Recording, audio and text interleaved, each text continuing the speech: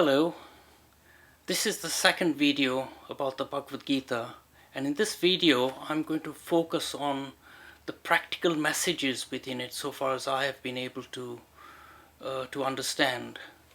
Now, for me, although the Bhagavad Gita has been the kind of my personal Bible, I have always studied Buddhist teachings alongside it, and for me, I can't actually separate the two in practice.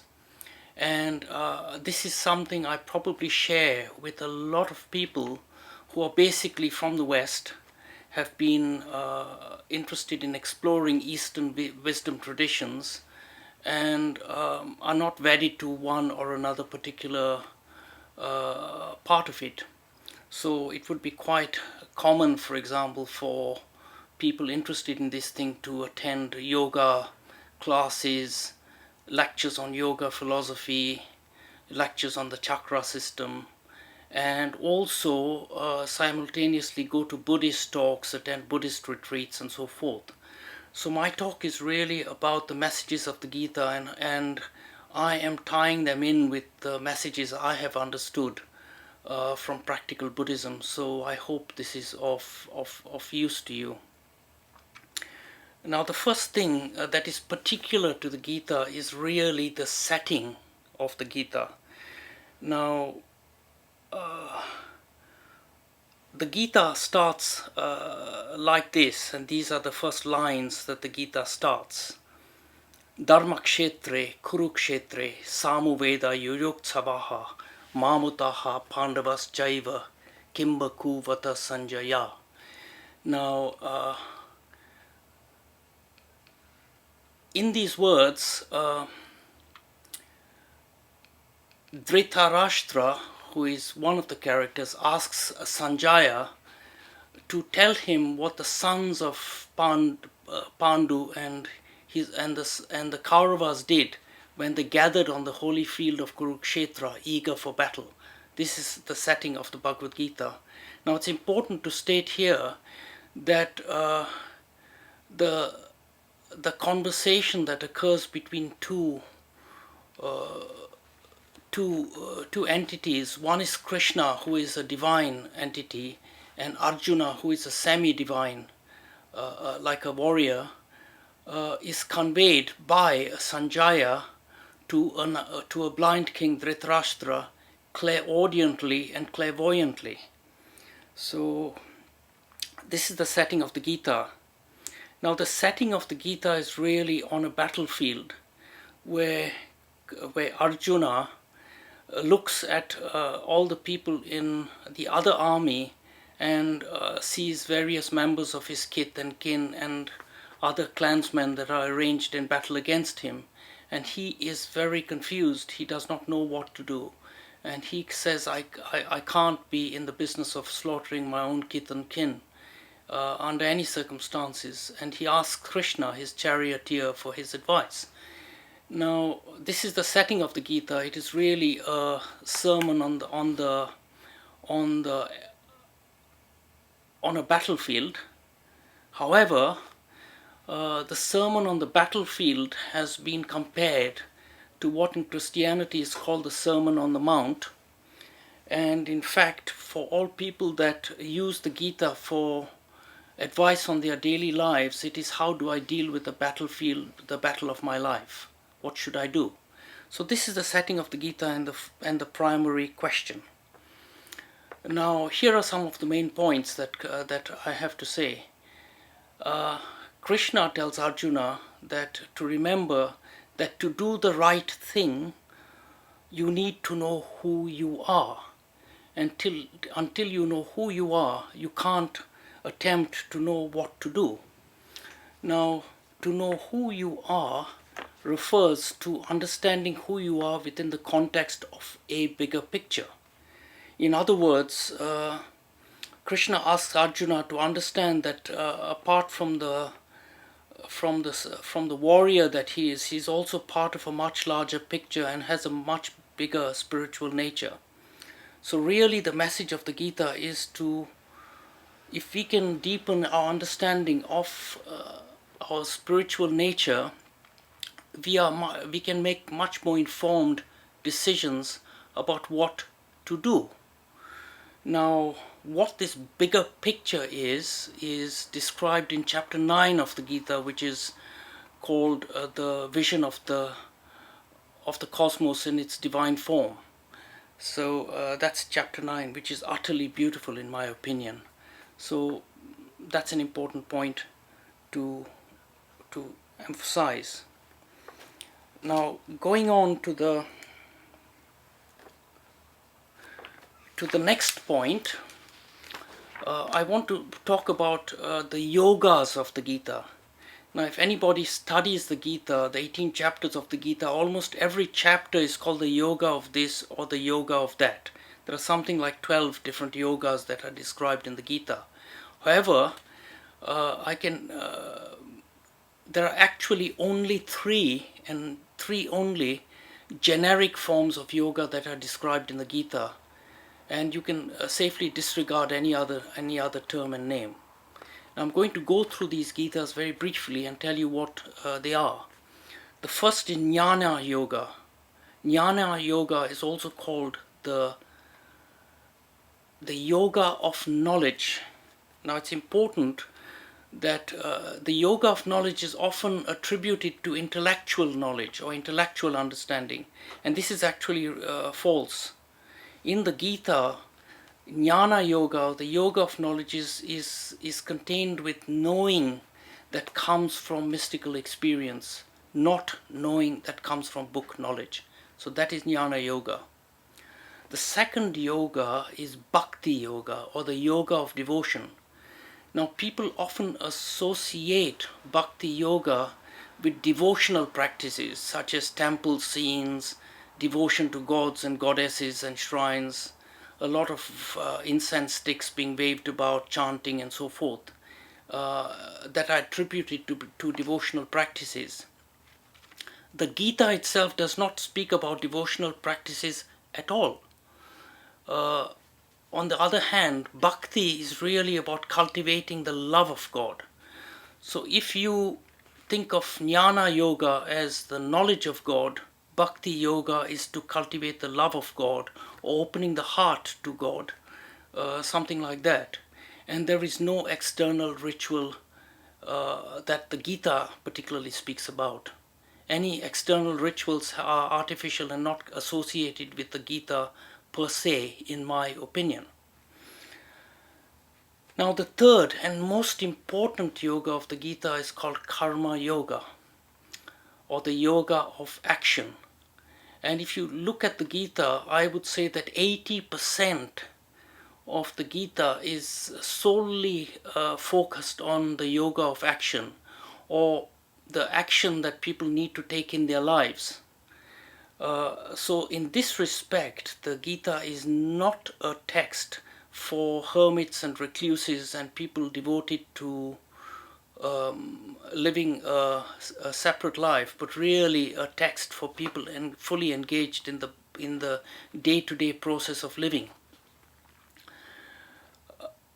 Now, the most important thing that Karma Yoga states categorically, no ifs, no buts, no nothing, is that a man is entitled to action, but not the fruits of action. This is repeated again and again in the Bhagavad Gita. What this means is that people are allowed or are encouraged to fully engage in life, no laziness, none of that. But they need to cultivate an inner attitude of a disentangled participation. In other words, you are not emotionally invested with the results of your actions. So, for example, a karma yogi cannot be focused on trying to succeed in life. You cannot. It's not about succeeding or failing. It is about focusing the mind on doing the very best thing at a point in time, according to one's best moral integrity, one's best information, and so forth. And once an action is completed, they have to set it aside. The Gita points out that if a man focuses on results, on success for instance, he throws himself into the orbit of being elated by success or depressed by failure, and this upsets the balance of mind. The Gita puts a complete store on the goal of nirvana, of peace, inner peace, and according to the Gita, nirvana or inner peace can only be found through the cultivation of a deeply inward stoic attitude and a quality of inner detachment that allows a person from moment to moment to only focus on doing the best thing according to their best understanding, and not worrying about whether they are going to be successful or they are going to fail. So whatever happens is in the lap of the gods, but what is in a person's capacity is actually to be inwardly free inside. And this inward freedom creates a deep sense of abiding peace, which the Gita calls nirvana, and in fact the Buddhists also call this nirvana. It's exactly the same thing. And in my opinion, although people sometimes attribute the peace of mind to meditation practices as such, no meditation practice can ever give you the peace of mind that karma yoga can give you. So this is about the process of karma yoga, and you can read it in the Gita again and again. Now, in my opinion, all the Buddhist teachings proscribe exactly this attitude. They might use somewhat different words, but they actually come at it from with very much the same attitude. In other words, where are you coming from? As the English, what are your deep motives? And that's all that's important. As long as you are coming from the right place, whatever you do is just fine. And the next thing I just want to go through is a few things that are associated with terms that are associated with yoga and also with Buddhism. I want to start with the term Chitta Ritti Nirodha. Now, anybody who has studied yoga philosophy will have come across Patanjali Sutras, and this is probably the most important of them.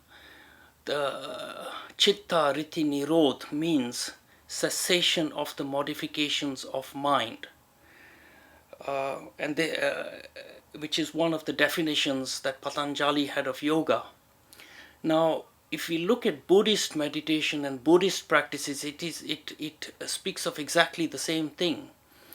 In other words, through the practice of long meditation, certainly according to in Buddhist ways, people discover certain things about their mind, and these discoveries, as it were, set them free.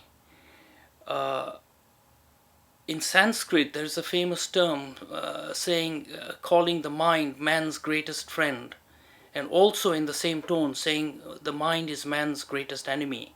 So the practices associated with these things teach a person in what way the mind is your friend and in what way your own mind can be your worst enemy. So this is one thing. Now, meditation in the Gita. Now, it is important to understand that in the Gita itself, there is no particular form of meditation that is proscribed, even though meditation is described in almost each and every page. So any method of meditation that people are following is a meditation probably that has come from a particular school of thought or from a particular form of practice. I often, if people ask me, I think meditation as taught by the Buddhists, particularly Vipassana and things like this, I believe certainly they are the ones I have experimented with and found particularly beneficial.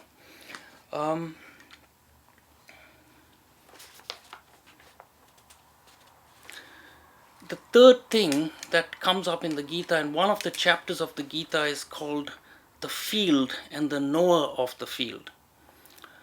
The field is this body in which all the actions of this life are sown. The knower of the field is the knower of this. Now, this really refers to the acquisition of something called the witness state. So in other words, meditation in its different forms will give people access to discovering and connecting with a part of themselves that can witness what is going on in life without reacting to it. And so it allows a person a space to stand back and not comment on what is going on in their lives, not to criticize it or to praise it or whatever. So, and it's this ability to have this second place, this larger entity, that is, I believe, the goal of both meditation and in the Gita and the meditation of in Buddhism. And the last of all is, again, I return to the concept of nirvana. Nirvana is often associated in a Buddhist term as a Buddhist concept, but it's actually a very Hindu concept and is used in the Gita many, many times. And it refers to exactly the same thing in the Gita as it refers to in Buddhism, and that is the discovery of a state and being able to enter a state where there is peace beyond passion. If you live in passion, you will be in a state of flux, in a state of constant ups and downs. If you live in this other quality of peace, it can't be taken from you and is not subject to what is the ups and downs of and swings and roundabouts of ordinary life. And this is the state called nirvana, which is both the goal of Hindu life and Buddhist life, as I understand it. I just want to speak, the last thing I do want to say is a little bit about Buddhism and Hinduism. Now, Buddhism I regard as an offshoot of Hinduism, and within Hinduism, the Buddha is regarded as the 10th avatar of Vishnu, and you will never come across a Hindu who does not regard the Buddha as one of their chief teachers. But there is a reason why Buddhists as such do not regard themselves as Hindus, and that is down to history.